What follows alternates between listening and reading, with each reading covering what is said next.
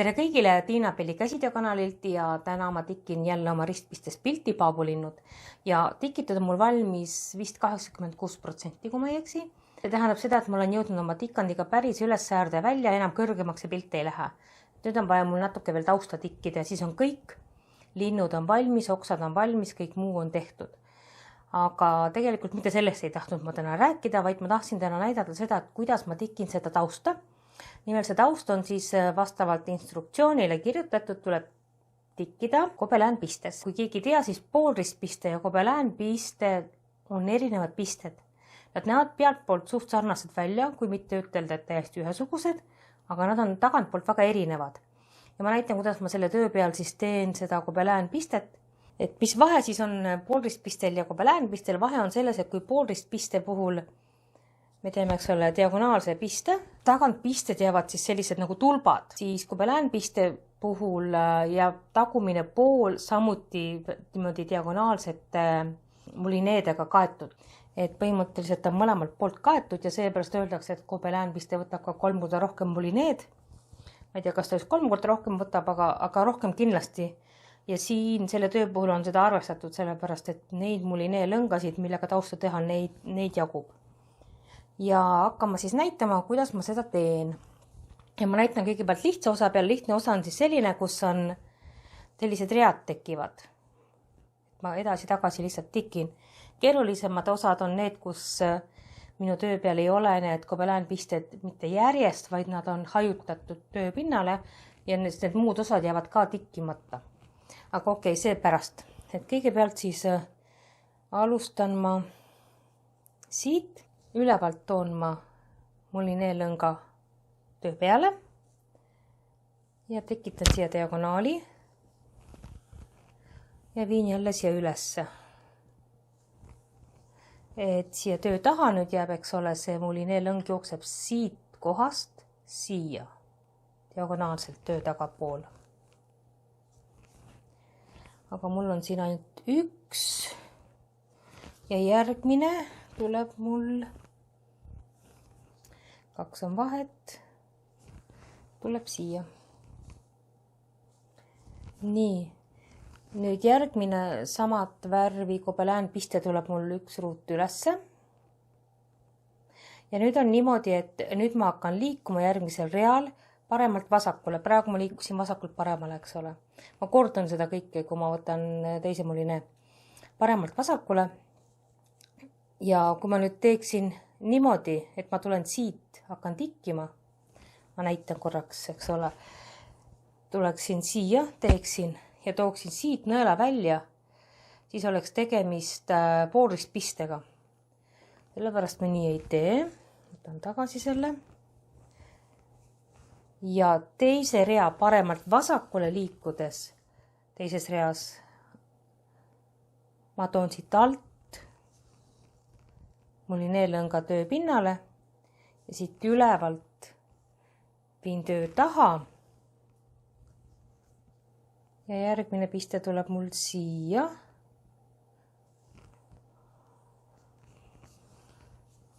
Ilmselt ma pean natukene veel täpsemalt selgitama.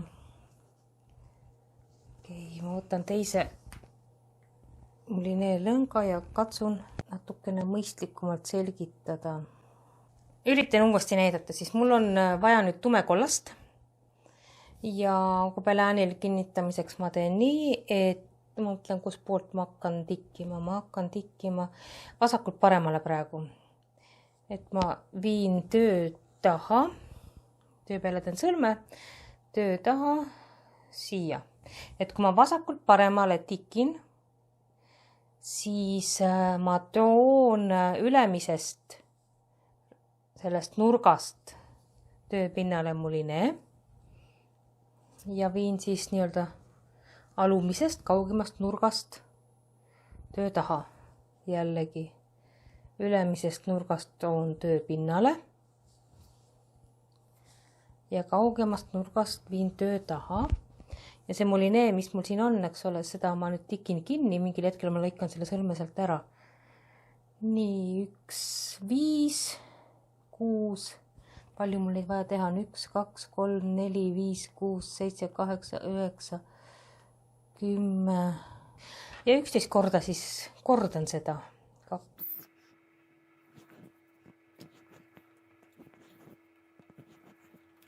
Lõikan selle sõlme siit eest ära. Nüüd on ta kinnitanud sinna töö taha see mulinelõng.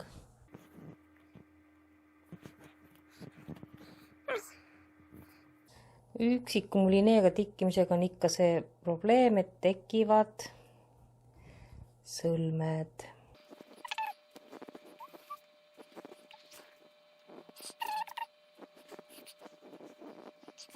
Ülemine rida tuleb siia peale esimene piste, eks ole. Kui ma nüüd alustaksin poolist pistet, siis ma teeksin niimoodi. Aga kuna ma tahan seda, et ma hakkan paremalt vasakule liikuma, siis ma toon alt ta ülesse ja järgmise samuti alt ülesse. Ja siis mul jääb sinna taha diagonaal. Ja nüüd on mul 6 pistet.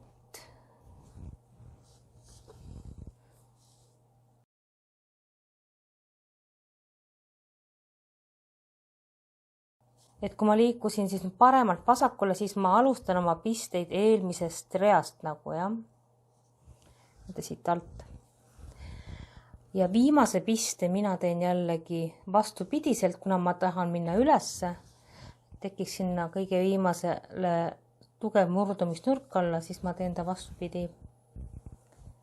Ma ei tea, kas keegi teine veel nii teeb, aga mina igastahes teen.